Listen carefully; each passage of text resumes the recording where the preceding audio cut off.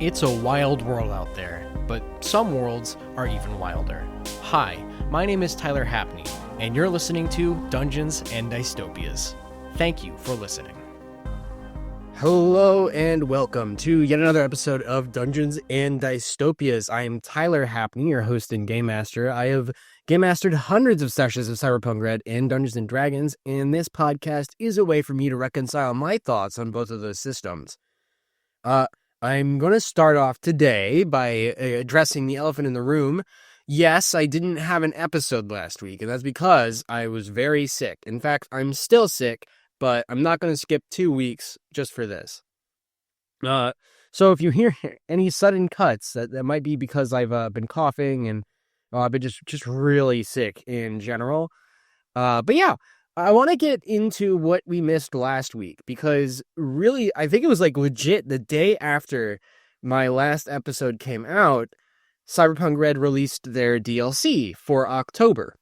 October. It's like been like 2 weeks almost. But this DLC is interesting.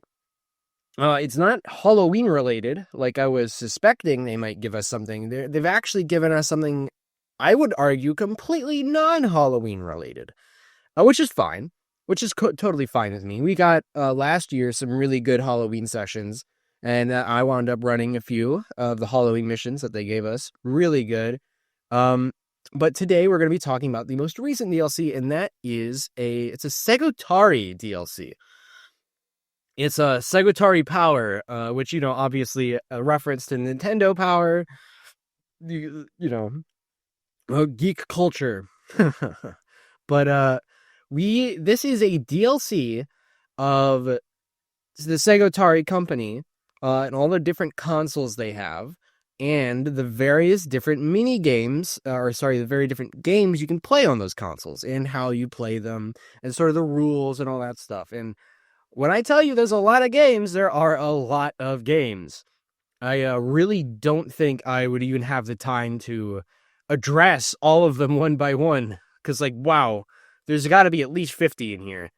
But we can kind of go over some of these consoles, and then maybe a few games that sort of popped out at me. So the first one is the Segotari VR Arcade, which this is an old arcade cabinet. It's basically VR. They're not powerful enough to run virtuality, but they don't have any of the sensory brain dance stuff that you can get. So you can't really feel anything while you're in the VR arcade. It's basically just normal VR. But, it's classics. So there's a bunch of different ones for the VR arcade. In fact, there's a top 20. So that should already tell you how many different titles I'm looking at here. And I'm just going to pick out a few here. Feel the Groove. This is basically Dance Dance Revolution. Follow the instructions of the virtual dance expert or play without instruction in free-flow mode. Bring a friend and feel the groove together in multiplayer mode. So it's a dance game. We've also got Ham the Hammer Juggler. Demolition is a difficult job, but someone's got to do it. With your trusty juggle paddle, keep your golden hammer spinning in the air to break buildings down brick by brick, one at a time. So that's what, Breakout, or is that what that's called? It's another classic game of a parody of a game. Bubblefish Puzzle Blitz. Dive into an underwater virtuality world of colorful bubbles blown by colorful fish. Using an oversized pair of scissors and a turkey baster full of dye, cut and mix until all the bubbles pop. The cabinet is one of the first puzzle games to incorporate realistic physics in its gameplay. I don't know. To me, that kind of sounds like Candy Crush. But, those are just a couple of the games that you can sort of get your hands on with the Segotari VR Arcade. But the next is the classic Segotari Rush, major commercial success in 2018. Reminder, Cyberpunk RED takes place in 2045.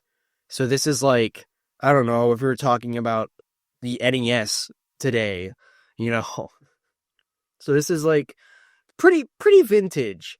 Pretty vintage. But we've got another top 20 here for this one.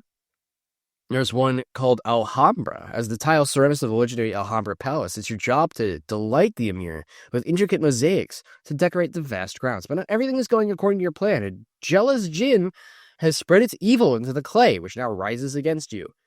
That doesn't sound like a parody to anything to me. It just sounds kind of like a cool idea, I guess, for a video game.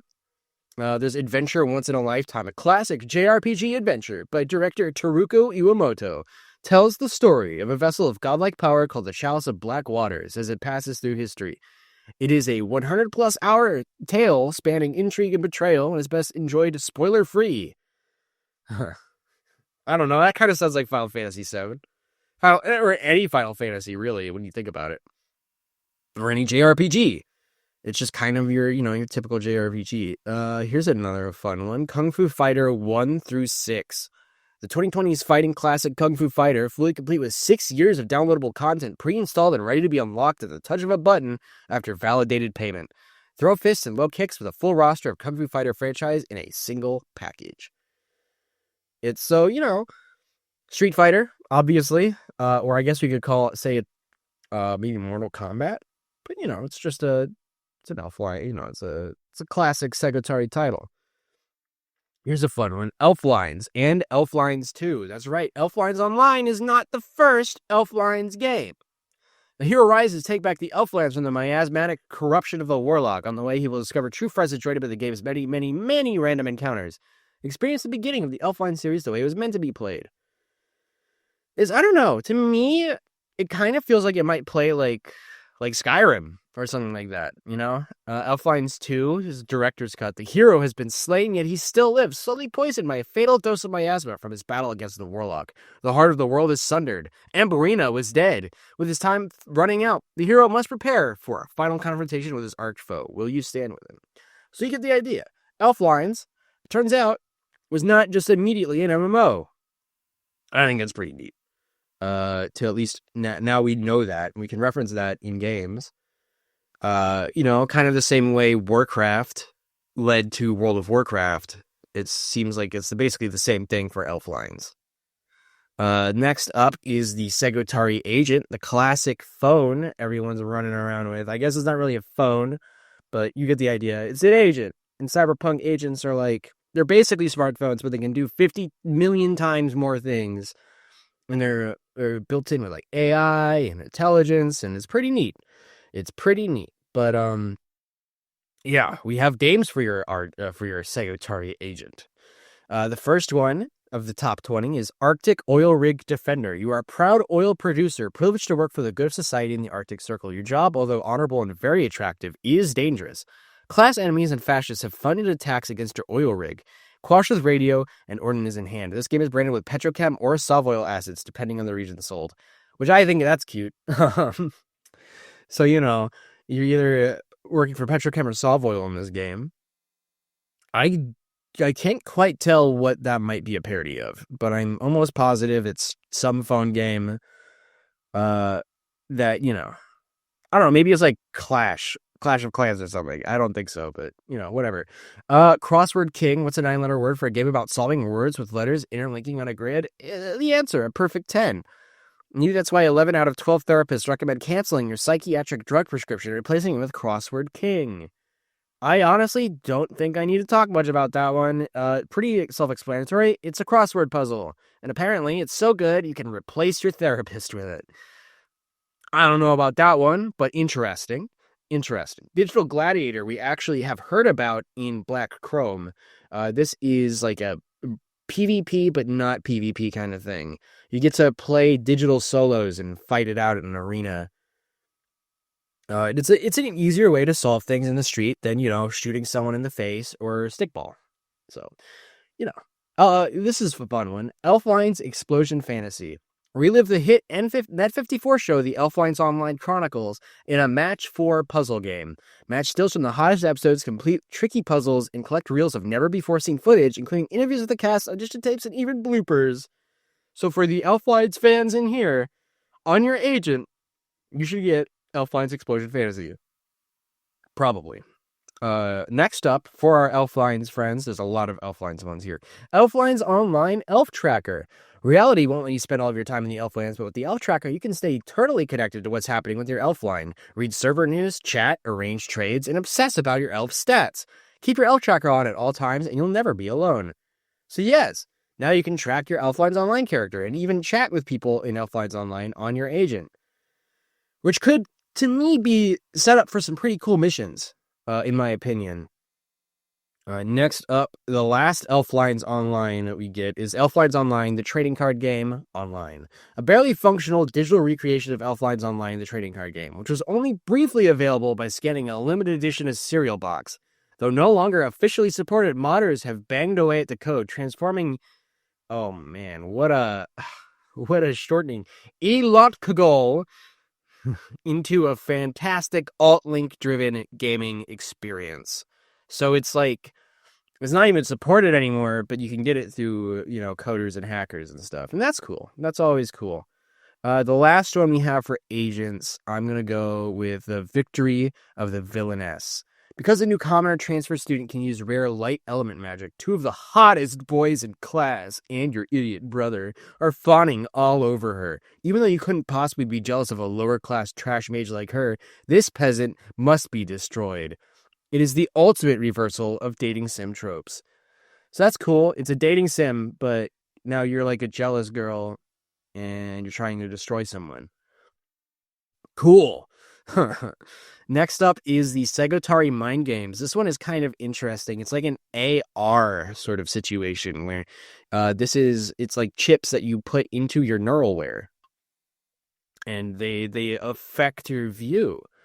For instance, this one's a good one. Alone in the Alps. How many times a day do you drink water? What if you were in a survival situation? The game promotes healthy habits by overlaying your vision with bespoke survival challenges. In order to survive harsh conditions in game, you'll need to take care of yourself in the real world. So you get like goals and obviously stuff like that.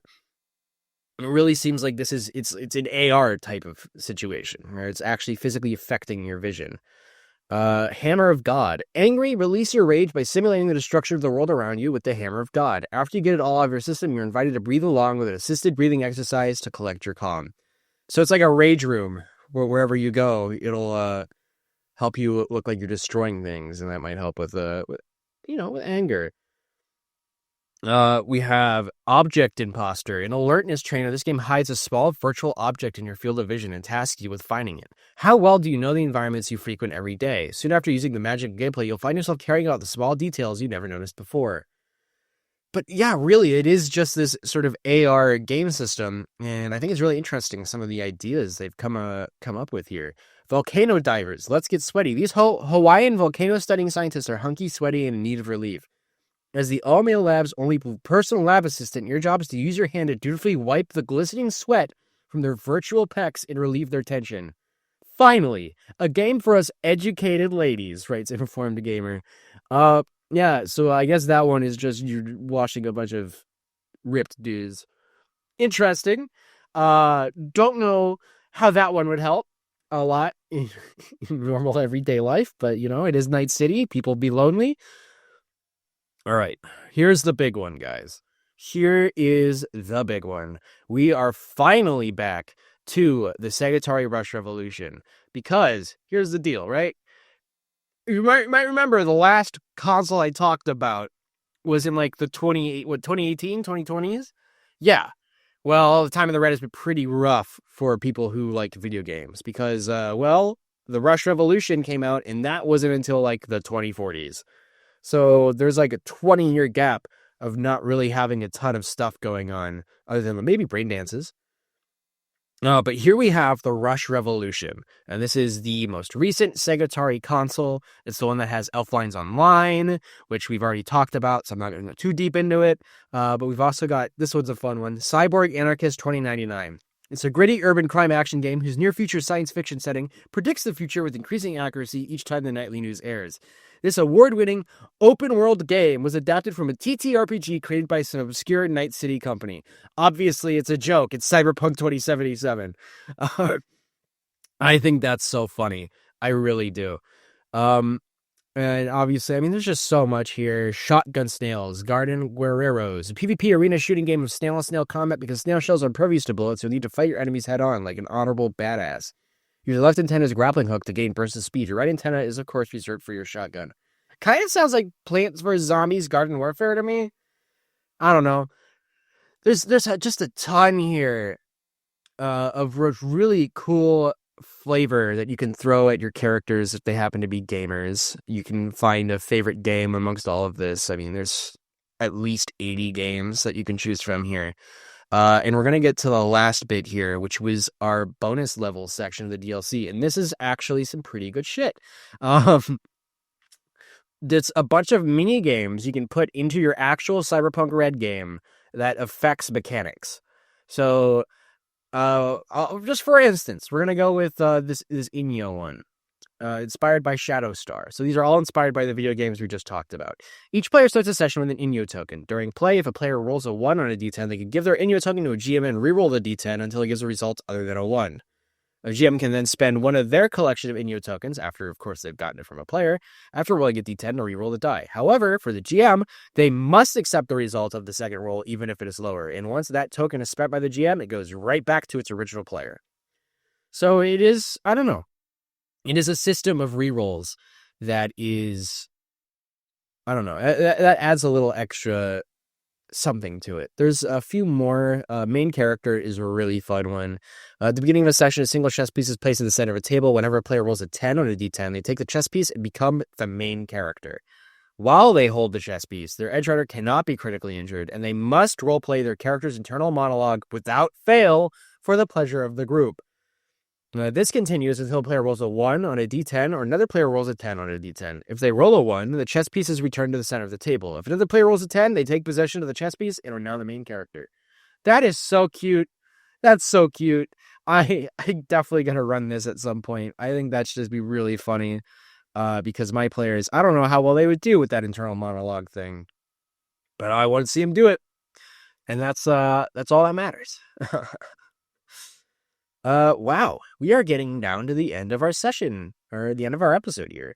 So that means it's time for our metaphorical monster of the week. But technically, I don't think this one's metaphorical. We're going to talk about elf lines again. And I know I've already talked about this one in our Magic Returns episode for elf lines, but, you know, let's circle back to this one. Let's talk about miasma elves. More specifically, the miasmatasm. Miasmatasm is, as far as I can tell, a rogue AI that is alive and well within the world of Elflines Online. And it seems to be capable of sliding itself into just about any player's headset and possessing their characters and turning them into a miasma elf. But it also mentions that it is potentially able to purchase pay-per-view videos and 4-year gold subscriptions to popular net-running magazines. And related novelty calendars. So that's interesting. Is this a Rabid we might be talking about? Maybe a copy of Raish Bardmas? I mean, net running magazines is a little peculiar. Pay-per-view videos, I mean, sure, I guess AI might want to watch something at some point, but you get the idea. While its miasma host is within 50 meters yards of a player's elf, it may jack into any net architecture within 50 meters yard of that player's Segotari Rush Revolution for as long as the Segotari Rush Revolution remains intact and within 50 meters yards of the net architecture. So that's crazy. If the Rush Revolution is moved out of the range of the net architecture or is destroyed, the miasmatasm is safely jacked out of the net architecture. So it's just there in the game and can possess your net architectures and invade your console. And then order a bunch of pay-per-view videos and net-running magazines. What an insane AI. What is it doing there? All I know is that this thing is tough. It is a boss. So, wow. Personal theory, of course, I've already mentioned it. I think it's a Rabid. I think it's still maybe just a portion of Raish Bartmoss is in there. It might still be, just maybe going a little crazy, just hanging out at Elflines all day. But at the same time, yes, the miasmatasm is the source of all this craziness. And, I don't even think it's mentioned that, like, the Elflines developers didn't even really see it coming. So, like, they didn't design it, which already means, crazy stuff. That's definitely a rogue AI. Yeah, man. Personally, if you're using Elflines, and if you're going to be using Elflines Online and your Segotari Rush Revolution, I would say use that miasmatasm. See what happens. I think that's really interesting. And if you do wind up getting deeper into it, hey, you should explore some of some of that identity of the miasmatasm. Who is the miasmatasm? What is this AI all about? Where did it come from? Why is it in Elflines? So many questions to answer, and I think for the most part, we're only really going to be getting those answers from our game masters. So, I don't want to say it's your responsibility if you're a game master listening to this, but hey, just try and think of something. Think of something cool. All right. That'll be it for us this week. Thank you so much for listening. Sorry once again for missing last week. Hopefully I won't be sick next time where we talk a little bit more about Dungeons & Dragons. Thank you so much for listening. This has been Dungeons and Dystopias.